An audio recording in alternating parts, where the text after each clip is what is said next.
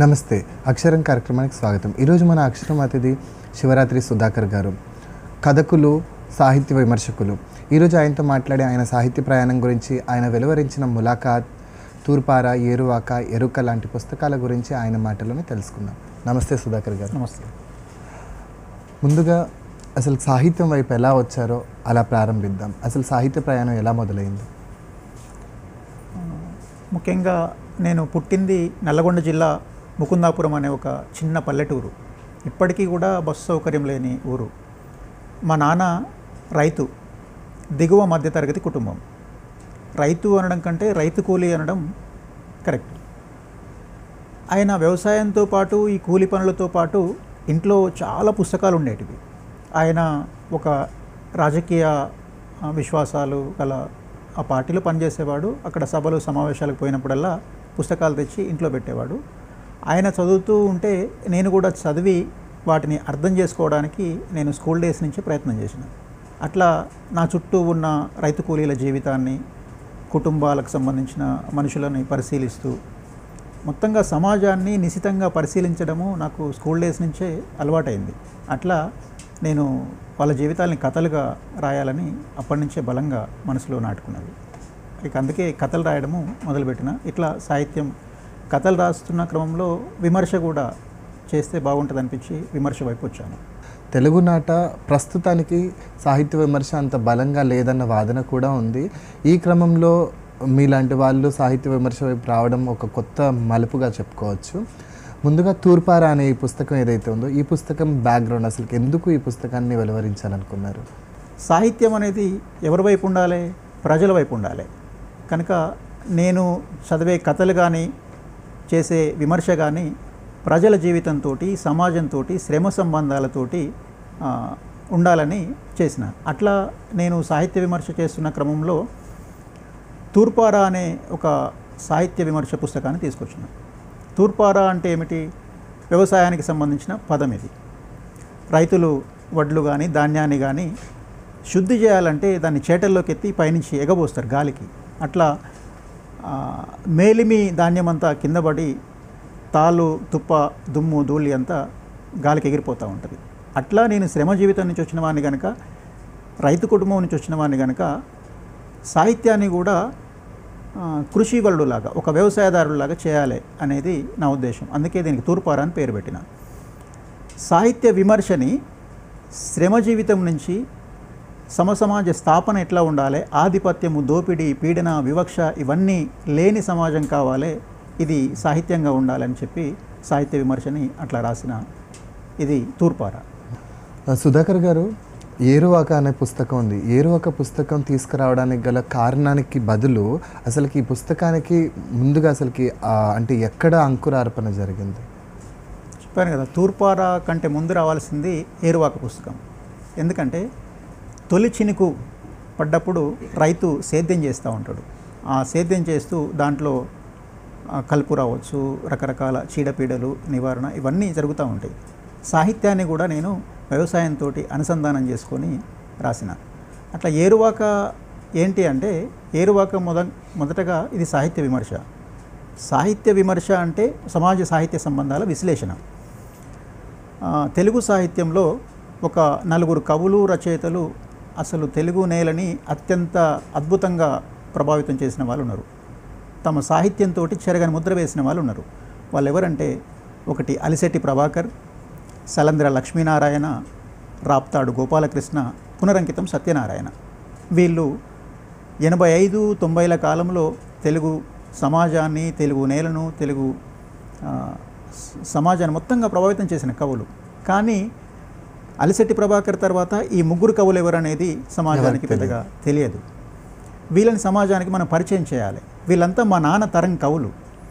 వీళ్ళని నా తరానికి పరిచయం చేయాలి. నా తర్వాత వచ్చే తరం వీళ్ళ సాహిత్యాన్ని తెలుసుకోవాలి. వాళ్ళు కూడా వీళ్ళలాగా తయారవ్వాలి అని నాకు అనిపించి రాప్తాడు గోపాలకృష్ణ కథ మీద, కవిత్వం మీద, అలిశెట్టి ప్రభాకర్ కవిత్వం మీద, పునరంకితం సత్యనారాయణ కవిత్వం, సాహిత్య విశ్లేషణ, అట్లా సలంద్ర లక్ష్మీనారాయణ కవిత్వం మీద సమాజంతో వాళ్ళు ఎట్లా మమేకమై అనుసంధానం చేసి ప్రజల జీవితాన్ని సాహిత్యంగా మలిచిండ్రు, ఇది నేను విశ్లేషణ చేసిన. ఇది ఏరువాక పుస్తకం. ఇప్పుడు సాహిత్య విశ్లేషణ, సాహిత్య విమర్శ, ఈ విశ్లేషణ విమర్శ అనే ఈ పదాలు ఏవైతే ఉన్నాయో, అంటే సమీక్ష, విమర్శ ఏవైతే ఉన్నాయి, ఈ పదాలన్నిటికీ కూడా చాలా వరకు చాలామందికి తేడాలు తెలియదు. అసలు ఏది దేనికి సంబంధించింది, అన్నీ ఒకటేనా, అంటే కేవలం కవిత్వం ఇలా ఉంది అని చెప్తే ఇది అయిపోతుందా అని, దీని గురించి మీ కామెంట్ ఏంటి? సమీక్ష అంటే ఒక పుస్తకాన్ని చదివి దాంట్లో ఏముందో సారాంశాన్ని చెప్పడం సమీక్ష. ఇక విమర్శ అంటే అందులో ఏమున్నది, ప్రజల జీవితం ఉన్నదా, నిజంగానే ప్రజల జీవితంతో డియాక్టివేట్ అయ్యి రాశారా, మొత్తంగా ఏం చెప్పదలుచుకున్నారు, సమాజానికి ఏం మెసేజ్ ఇవ్వదలుచుకున్నారు, ఇంకా ఎట్లా ఉంటే బాగుండేది, ఇంకా ఎట్లా రాస్తే బాగుండేది అని చెప్పడము విమర్శ. ఇక విశ్లేషణనేమో మొత్తంగా సమాజానికి ఈ సాహితీ సృజన ఏం మేలు చేస్తున్నది, ఎట్లాంటి కీడు చేస్తున్నది, దీన్ని సమాజానికి సాహిత్యానికి ఉన్న సంబంధాన్ని విశ్లేషించడం, ఇది విమర్శ. మొత్తంగా సమీక్షకు, విమర్శకు, విశ్లేషణకున్న తేడా ఇది. కానీ అందరూ ఈ మూడు ఒకటే అనుకుంటున్నారు, వీటికి తేడా ఉన్నది, ఇది గమనించాలంతా. ఆదిమ తెగలకు సంబంధించిన పుస్తకం ఎరుక. ఈ ఎరుక అనే పుస్తకం సాధారణంగా తెలుగు సాహిత్యంలోనే అస్తిత్వవాదాలు చాలా విస్తృతంగా బలంగా వినిపిస్తున్న క్రమంలో ఆదివాసులకు సంబంధించి చాలా తక్కువ సాహిత్యం వస్తూ ఉంది. సో రీజన్ ఏమై ఉంటుంది అంటే, చాలామంది ఎవరో ఒకరు ఖచ్చితంగా అని ఉండుంటారు, మీరు ఆదివాసి కాదు కదా, మరి మీరు ఎందుకు తీసుకొచ్చారు ఇది అని, అలాంటి కామెంట్స్ ఏమైనా వచ్చాయా? నేను ఎరుక పుస్తకానికి సంపాదకత్వం వహించేటప్పుడు చాలా విమర్శలు ఎదుర్కొన్నాను. చాలామంది తెలిసిన వాళ్ళు, చాలా ఆప్తులు కూడా దీనికి సహకరించలేదు, వెల్కమ్ చేయలేదు. ఎరుకల జీవితాన్ని, వాళ్ళ జీవితం పైన వచ్చిన కథల్ని నేను ఎందుకు తీసుకొచ్చాను అంటే, మా ఊర్లో ఎరుకల వాళ్ళు ఉన్నారు. వాళ్ళు వెలివాడల్లో ఉంటున్న వాళ్ళు, సమాజం నుంచి, ఊరి నుంచి, మొత్తంగా వెలివాడల నుంచే వెలివేతకు గురైన మనుషులు. వీళ్ళ గురించి 1000 ఏళ్ల తెలుగు సాహిత్యంలో కనీసం ఒక 10 కథలు కూడా రాలేదు. సమాజం నుంచి వెలివేతే, సాహిత్య రంగం నుంచి వెలివేతే, అన్నిట్లో వెలివేతే ఉన్నది. కానీ మన చుట్టూ ఉన్న మార్జినలైజ్డ్ పీపుల్ జీవితాన్ని కథలుగా తీసుకురావాలని నాకు అనిపించి మొత్తంగా తెలుగు కథా సాహిత్యాన్ని వడపోసినప్పుడు 2 తెలుగు రాష్ట్రాల్లో కనీసం 20 కథలు కూడా లేవు వాళ్ళ జీవితాల మీద. ఇక నేను నిర్ణయించుకున్నా, ఎరుకల జీవితం మీద కథలు మొత్తం ఒక చోట చేర్చాలి, నేను కొన్ని రాయాలని, నేను చూసిన జీవితాల మీద అట్లా ఇంకా కొందరితో రాయించాలని చెప్పి ప్రయత్నం చేస్తే 2 తెలుగు రాష్ట్రాల్లో నుంచి ఒక 20 మంది కథకులు నేను చెప్పిన తర్వాత అసలు మాకు దొరికినాయి 10 కథలే. నేను వెంటబడి ఇంకో 10 కథలు రాయించిన, నేను 2 కథలు రాసిన, మా ఫ్రెండ్స్ ఇంకా కొన్ని కథలు రాసిన. ఇవన్నిటితోటి ఎరుక ఆదిమ అర్ధ సంచార తెగల ఎరుకల జీవితాల మీద వచ్చిన మొట్టమొదటి ఎరుకల కథల సంకలనం ఇది. 1000 ఏళ్ల తెలుగు సాహిత్యంలో ఎరుకల జీవితాల మీద వచ్చిన మొట్టమొదటి కథా సంకలనం ఇది.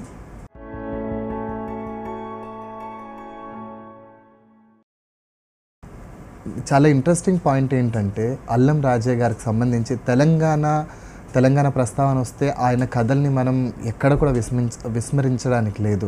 ఆయన ఖచ్చితంగా ముందు పెట్టి ఆయన కథలకు సంబంధించి కావచ్చు, ఆయన సోల్. సో అలాంటి అల్లం రాజయ్య గారు ప్రస్తుతానికి ఉన్న కొత్త జనరేషన్, అంటే మాలాంటి కొత్త జనరేషన్కి ఆయన ఎలాంటి గైడ్, ఆయన రచనలు మాకు ఒక గైడ్ లాగా ఎలా ఉంటాయి, అండ్ ఆయన పుస్తకం గురించి మీరు కలెక్ట్ చేసిన ఈ కథల వెనుక కథలు, దాని గురించి చెప్పండి. అల్లం రాజయ్య గారి కథలు 50 ఏళ్ల తెలుగు సమాజ సాంస్కృతిక చరిత్రకు ప్రతిబింబాలు, ప్రజా పోరాటాలకి ప్రతిబింబాలు. ఆయన పుస్తక భాషలో రాయలేదు, ప్రామాణిక భాషలో రాయలేదు. అది ఆయన జీవితం కాదు, ఆయన స్టైల్ కాదు, అది అవసరం లేని పని అనుకున్నాడు. అందుకే ప్రజల జీవితాన్ని, ప్రజల పోరాటాన్ని, చరిత్రని, సంస్కృతిని వాళ్ళ భాషలోనే రాసిండు. అది దృశ్య శైలిగా నమోదైంది. చాలామంది రైతులు ఆయన నవలలు, కథలు రాసే కాలంలో ఎట్లాంటి చదువులేని మనుషులకు కూడా, ఒక చదువుకున్న వ్యక్తి ఆ నవలని ఒక రచ్చబండ దగ్గర చదువుతూ ఉంటే వాళ్ళ జీవితం, వాళ్ళ పాత్రలు, వాళ్ళ పేర్లు దాంట్లో పాత్రధారులుగా ఉన్నారు. చాలా సంతోషంగా ఫీల్ అయినారు వాళ్ళని. మన జీవితం సాహిత్యంలో నమోదైంది, మన పోరాటాలు సాహిత్యంలో నమోదైనాయి అని వాళ్ళు ఓన్ చేసుకున్నారు. అట్లా అల్లం రాజయ్య పల్లెటూరులో, వెలివాడల్లో, గిరిజన తండాల్లో ఆదివాసీ మనుషులు మాట్లాడే భాషలోనే రాసిండు. ఆయన ఏమాత్రము పుస్తక భాషలో రాయలేదు, అది అవసరం లేని పని అనుకున్నాడు. అట్లా అల్లం రాజయ్య చాలా కథలు, చాలా నవలలు రాశాడు. అయితే నాకు అల్లం రాజయ్య కథలు, నవలలు చదువుతున్న క్రమంలో ఈయన ప్రజల భాషలో ఎందుకు రాసిండు, అసలు ఈ కథ రాయడానికి వెనుక కథ ఏమున్నది, ఈ కథని ఎట్లా మలిచిండు, దాని వెనుక నేపథ్యం ఏమిటి అని తెలుసుకోవాలనిపించింది. అనుకున్నప్పుడు నేను ఒక సాహిత్య పత్రికలో సంపాదక వర్గంలో ఉన్నా గనక అల్లం రాజయ్య గారితో కాంటాక్ట్ చేసి మీరు రాసిన కథల వెనుక కథలు రాయండి అని వెంటబడి 2019 నుంచి 22 దాకా దాదాపు ఒక 15 కథల వెనుక కథలు రాయించిన. అది ఆ పత్రిక కోసం. అవన్నీ కలిపి తొలకరి పేరుతోటి సంపాదకత్వం వహించిన. అది త్వరలో వస్తున్నది, ప్రింటింగ్లో ఉన్నది.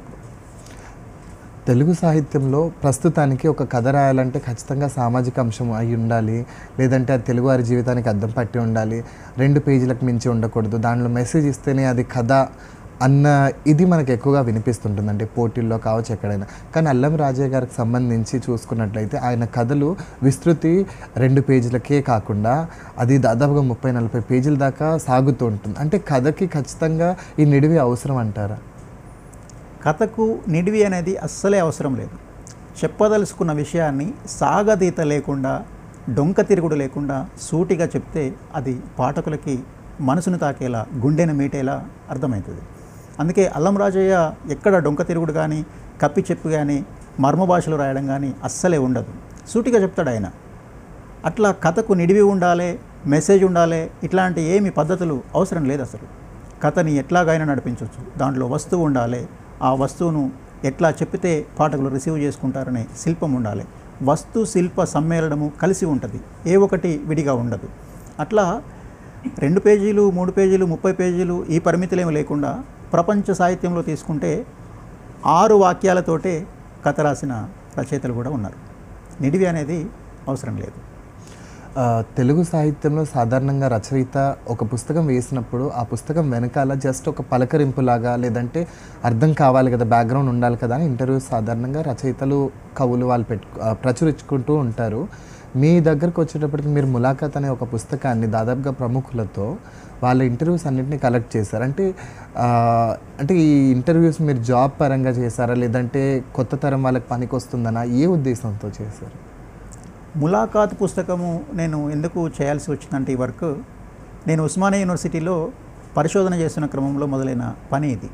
నేను ఉస్మానియా యూనివర్సిటీలో విప్లవ కవిత్వంలో వస్తురూప వైవిధ్యం అనే అంశం పైన పరిశోధన చేసిన. నా పరిశోధన పర్యవేక్షకుడు ప్రొఫెసర్ చింతకింది కాసిం. ఆ పరిశోధన చేస్తున్న క్రమంలో చాలామంది విప్లవ కవుల్ని, రచయితల్ని కలిసి విస్తృతంగా మాట్లాడిన. ఈ మాట్లాడుతున్న క్రమంలో ఇదంతా ఉట్టిగా పోతే బాగుండదు అనిపించి దీని ఒక రికార్డ్ చేయాలి అని నేను 2013 నుంచే ఈ పని మొదలుపెట్టి విప్లవ కవిత్వంలో వస్తువు తప్ప శిల్పం ఉండదు, ఇది స్మరణ కవిత్వంగానే చలామణవుతున్నది, ఇట్లా రకరకాల అపోహలు, ఆరోపణలు, అర్ధసత్యాలు, నిందలు ఇవన్నీ ప్రచారంలో ఉన్నవి. ఇది 1970 నుంచి ఇప్పటిదాకా కొనసాగుతున్న ఇవన్నీ. వీటిని తూర్పారా అని రాసినాయి కదా, తూర్పార పట్టాలి, పూర్వపక్షం చేయాలి అని చెప్పి నేను ఈ విప్లవ కవులు, రచయితలతోటి సంభాషించి అసలు సాహిత్యం అంటే ఏమిటి, ఇది సామాజిక ప్రయోజనంతో ఎట్లా మమేకమై ఉండాలి అని చెప్పి వాళ్ళతో ఇంటర్వ్యూ చేసి ములాఖాత్, విప్లవ కవులతో ముఖాముఖి, ఈ ములాఖాత్ పుస్తకము ఇదన్నమాట.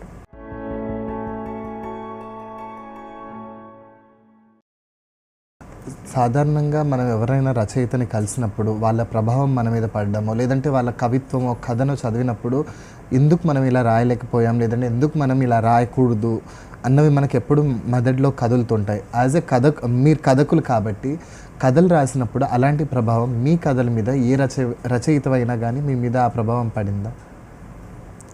కథలు రాసే క్రమంలో నేను మొదటగా చలంతో ప్రభావితమైన మనిషిని. చలం సాహిత్యము చాలా అద్భుతంగా ఆకట్టుకున్నది, ఆలోచింపజేసింది. స్త్రీని ఎట్లా ఇంకో కోణంలో అర్థం చేసుకోవాలి, మా అమ్మ జీవితాన్ని, మా చెల్లె జీవితాన్ని, నా చుట్టూ ఉన్న మహిళల జీవితాన్ని సరిగా చూడడానికి, అర్థం చేసుకోవడానికి చలం సాహిత్యమే నాకు ఉపకరించింది. అట్లా మార్క్సిజం అర్థమైన తర్వాత ఇక పూర్తిగా ఒక శైలి, అది దృశ్య శైలిలాగా ఉండాలి, సూటిగా చెప్పాలి, డొంక తిరుగుడు లేకుండా అనిపించి మొదటగా నేను ప్రభావితమైన కథకులు ఎవరంటే అల్లం రాజయ్య కథలు, ఆ తర్వాత జి కళ్యాణరావు కథలు. వీళ్ళిద్దరి కథలు చదివాక నాకు ఒక సొంత శైలి ఏర్పరచుకున్నా. అట్లా నాదొక ముద్ర, నాదొక సిగ్నేచర్ ఉండాలి. వచనం రాసినా, కవిత్వం రాసినా, ఏది రాసినా అనేది నేను దాన్ని డెవలప్ చేసుకున్నాను. అట్లా వీళ్ళిద్దరి ప్రభావం నా పైన బలంగా ఉంది. అట్లాగే వీళ్ళిద్దరితో పాటు మొదటగా చెరబండరాజు ప్రభావం ఉన్నది నా మీద. సాధారణంగా ఒక సంపాదకత్వం వహించే ముందు కొన్ని పారామీటర్స్ పెట్టుకుంటాము. ఒక కథలో ఖచ్చితంగా ఈ అంశం వస్తేనే దీన్ని మనం పరిగణించాలని. కొన్నిసార్లు జస్ట్ ఆ కథ అలా పలకరించి వెళ్ళినా కానీ ఆ కథ కాన్వాస్ ఏదైతే ఉంటుందో అది మన పరిధిలోకి రాకపోయినా కొన్నిసార్లు ఎడిటర్స్ వాటిని స్వీకరిస్తుంటారు. సో మీరు ఎడిటింగ్ అంటే ఈ సంపాదకత్వం తీసుకున్నప్పుడు మీరు ఎలాంటి జాగ్రత్తలు లేదంటే మీరు ఎలాంటి పారామీటర్స్ పెట్టుకున్నారు? పారామీటర్స్ అంటూ ఏమీ లేవు. మొత్తంగా కథని లేకపోతే కవిత్వాన్ని, విమర్శని నేను సంపాదకత్వ బాధ్యతలు వహించినప్పుడు దాంట్లో ఆ రచయిత అంటే అతని దృక్పథాన్ని, వాళ్ళ దృక్పథాన్ని అనుసరించి వాళ్ళు రాస్తారు. ఏది సరైన దృక్పథం అనేది మనం నిర్ణయించుకోవాలి. సరైన దృక్పథం ఉన్నప్పుడు సరైన ప్రజల జీవితాన్ని, చుట్టూ ఉన్న సమాజాన్ని నిశ్చితంగా పరిశీలించి సాహిత్యంగా రాస్తారు. అట్లా నేను సంపాదకత్వం వహించేటప్పుడు ఏ దృక్పథం ఉండాలి, ప్రజా దృక్పథం ఉండాలి. ఇట్లా ఉంటేనే ఇది సాహిత్యంగా చలామణి అవుతుంది. ఇది ఒక 10 కాలాల పాటు నిలిచిపోతుంది ఎప్పటికీ. అట్లాంటి పారామీటర్ మాత్రమే పెట్టుకున్నా. ప్రజా దృక్పథం అయి ఉండాలి రచనకి. ఇది సమాజ హితం కోరేదై ఉండాలి.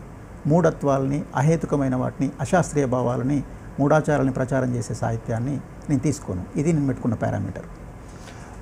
ఒక కథకుడిగా, ఒక సంపాదకుడిగా, ఒక ఫ్యాకల్టీ అంటే లెక్చరర్గా, ప్రొఫెసర్గా మీరు ప్రస్తుతానికి ఉన్న కొత్త తరం ఏదైతే ఉందో, కొత్తగా రాయాలనుకుంటున్న వాళ్ళు, ఎందుకంటే చాలామంది స్టూడెంట్స్ని మీరు ప్రతిరోజు చూస్తూనే ఉంటారు కదా, వాళ్ళకి మీరు అసలుకి అంటే చాలామంది అధ్యయనం అనేది ఉండట్లేదు అన్న విమర్శ ఒకటి ఉంది ఇప్పుడు కొత్త తరం మీద.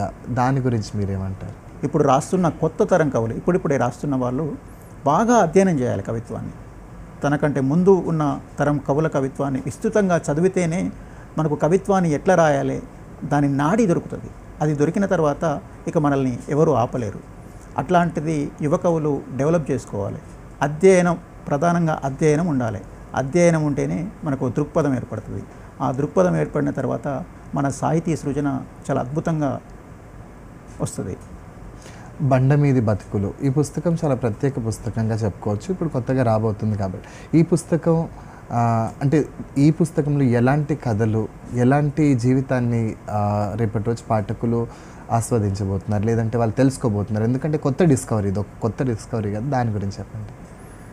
బండమీది బతుకులు కథలు ఏమిటంటే, మనం ఊర్లల్లో లేకపోతే తండాల దగ్గర, ఎక్కడో ఒక గుట్టల దగ్గర, పర్వతాల దగ్గర కొంతమంది అర్ధనగ్న దేహాలతోటి మండే ఎండల్లో, గజగజ వణికించే చలిలో, బోరున కురిసే వర్షంలో పనిచేసే మనుషులు కనిపిస్తూ ఉంటారు మనకు. వాళ్ళు వడ్డెరలు, పెద్ద సమ్మెట పట్టుకొని పెద్ద బండల్ని పగలగొడుతూ ఉంటారు. బండలనైనా పిండి చేసే కెపాసిటీ ఉన్నవాళ్ళు. వాళ్ళు ఊరికి దూరంగా ఎక్కడో గుడిసెలు వేసుకొని ఉంటారు. బండే వాళ్ళ ఆవాసం, వాళ్ళ నివాసం. అక్కడే బతుకు, అక్కడే సావు. మిగతా సమాజంతో వాళ్ళకు దాదాపుగా సంబంధాలు ఉండవు. అట్లాంటి మనుషుల జీవితాలని ఏ సాహిత్యకారుడు కూడా పట్టించుకోలేదు, సాహిత్యంగా చలామణి చేయలేదు. ఒక 30-40 ఏళ్ల కింద చెరబండరాజు ఒక పాట రాసిండు. కొండలు పగలేసినం, బండలను పిండినం, మా నెత్తురే కంకరగా ప్రాజెక్టులు కట్టినం, శ్రమ ఎవడిదిరో సిరియవడిదిరా అని రాసిండు. అంటే మేము ఇంటిల్లి పాది పొద్దుందాకా కష్టపడి కొండల్ని, బండల్ని పగలగొట్టి పిండి చేసి మీకు అందమైన భవన నిర్మాణాలు చేస్తాం. అట్లాంటి మేము ఇంకా పునాది స్థాయిలోనే ఉండిపోతున్నాం. అదే గుడిసెల్లో ఉంటున్నాం, అదే వెలివాడల్లో ఉంటున్నాం, అదే గుట్టలపైన ఉంటున్నాం. మమ్మల్ని కనీసం మనుషులుగా కూడా చూడట్లేరు. ఏమనంటే నిందార్థాలతో కూడా ఆ కులాన్ని ప్రస్తావించుకుంటూ తిడుతున్న తెలుగు సమాజం ఇది. ఇట్లాంటి ప్రజల జీవితాన్ని ప్రతిబింబిస్తూ వచ్చిన కథలేమైనా ఉన్నాయా అని నేను తెలుగు సాహిత్యాన్ని వడపోస్తే 10 కథలు కూడా రాయలేదు. నేను అది సెర్చ్ చేస్తున్న క్రమంలో ఒక 4 అద్భుతమైన కథకులు దొరికారు. వాళ్ళ దగ్గర నుంచి వాళ్ళు రాసిన కథలు తీసుకున్న. నేను ఒక 8 కథలు రాసిన. దాదాపు ఒక 38 కథలతోటి బండమీది బతుకులు, వడ్డెరల జీవనగాథలు ఈ పుస్తకం త్వరలో వస్తున్నది. ఇది శ్రమైక జీవన సౌందర్యం నిండిన కథలు ఇవన్నీ. ఇది ప్రతి ఒక్కరూ ఈ పుస్తకాన్ని చదివితే మన పక్కనే ఉంటున్న వడ్డెరలు, మట్టి మనుషులు, బండగొట్టే మనుషులు ఎంత అద్భుతమైన జీవితంలో ఉన్నారు, ఎంత దోపిడీకి, ఎంత వివక్షకు, ఎంత పీడనకు గురవుతున్నారో మనం తెలుసుకున్నట్లు అవుతుంది. సుధాకర్ గారు, ఓయూ సాహిత్య వేదికగా మీరు కార్యక్రమాలు చేశారు. ఈ ఓయూ సాహిత్య వేదిక ఈ కార్యక్రమం గురించి చెప్పండి. నేను ఉస్మానియా యూనివర్సిటీలో పరిశోధనలో చేరినప్పుడు, అంటే 2015 డిసెంబర్లో,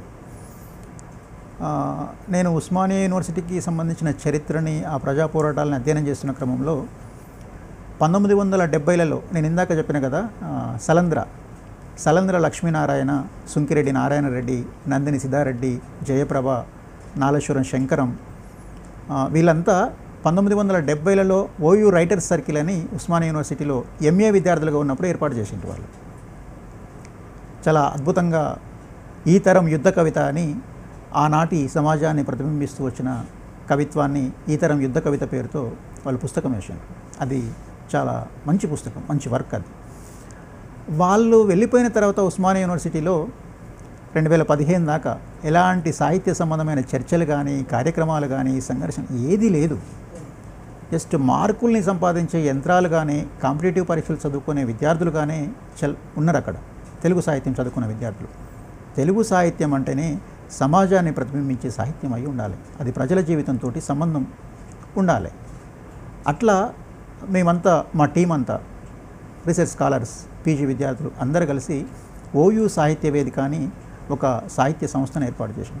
అట్లా మేము 2017లో 15 నుంచి 17 దాకా సన్నాహక సమావేశాలు ఎట్లెట్లా చేస్తే బాగుంటుందని ఇదే చర్చలు నడిచినాయి. 2017 డిసెంబర్ 5న ఉస్మానియా యూనివర్సిటీ రూమ్ నంబర్ 57లో 100 కళాలు 100 గళాలు అనే కార్యక్రమం ఏర్పాటు చేసినాం. దీని వెనుక కథ ఏంటంటే, ఉస్మానియా యూనివర్సిటీ తెలుగు శాఖ ఏర్పడి 100 ఏళ్ళు అయింది. ఈ 100 ఏళ్ళుగా ఇప్పటికీ బతికి ఉన్న వాళ్ళు, తెలుగు శాఖలో చదువుకున్న వాళ్ళు ఎంతమంది ఉన్నారో లిస్ట్ అవుట్ చేసి దాదాపు 100 మంది సాహిత్యకారుల్ని, విమర్శకుల్ని, కవుల్ని, కళాకారుల్ని, బుద్ధిజీవుల్ని అందరిని ఆహ్వానించి 100 కళాలు 100 గళాలు అని ఏర్పాటు చేసి ఉస్మానియా యూనివర్సిటీ తోటి వాళ్ళ సాహిత్య జీవితాన్ని, వాళ్ళని మెరుగుపెట్టి ఈ తెలుగు సమాజంలో వాళ్ళకు గుర్తింపునిచ్చి వాళ్ళని నిలబెట్టిన పరిస్థితుల గురించి విద్యార్థులతో సంభాషణ ఏర్పాటు చేసినాం. ఇది చాలా సక్సెస్ అయిన కార్యక్రమం. ఆ తర్వాత ఇంకా మేము వెళ్ళిపోయిన తర్వాత మా జూనియర్స్ ఆ సంస్థని కొనసాగిస్తూ ఉన్నారు. ప్రతి నెల అధ్యయనం, ఆచరణ, రాత ఎట్లా ఉండాలి, ఎట్లా మెరుగుపరుచుకోవాలనేది వాళ్ళు ప్రాక్టీస్ చేస్తూ ఉన్నారు. చాలా విషయాలని మాతో పంచుకున్నారు సుధాకర్ గారు. ఇలాగే మీరు మరెన్నో పుస్తకాలని తీసుకురావాలని, మమ్మల్ని ఎప్పటికప్పుడు ప్రేరేపిస్తూ మాలో రాయాలన్న తృష్ణను నింపాలని కోరుకుంటున్నాం. చాలా ధన్యవాదాలు. Thank you. విన్నారు కదండి, ఈరోజు మన అక్షరం అతిథి శివరాత్రి సుధాకర్ గారితో మాట్లాడి చాలా విషయాల్ని ఆయన మాటలను తెలుసుకున్నాం. మరో అక్షరం కార్యక్రమంలో మరో అతిథితో కలుద్దాం. అంతవరకు సెలవు.